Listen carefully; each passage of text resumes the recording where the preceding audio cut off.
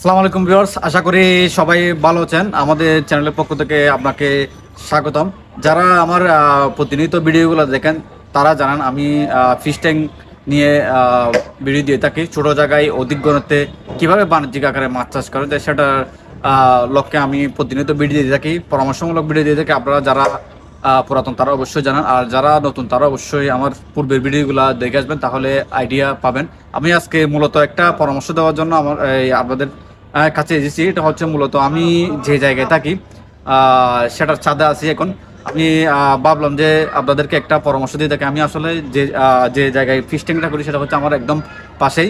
আমি যে জায়গায় থাকি ওই জায়গার একদমই পাশে আমি ওই জায়গাটাকে কাজে লাগিয়ে একটা 20,000 লিটারের ট্যাঙ্ক তৈরি করে সেখানে কিন্তু মাছ চাষ করতেছি।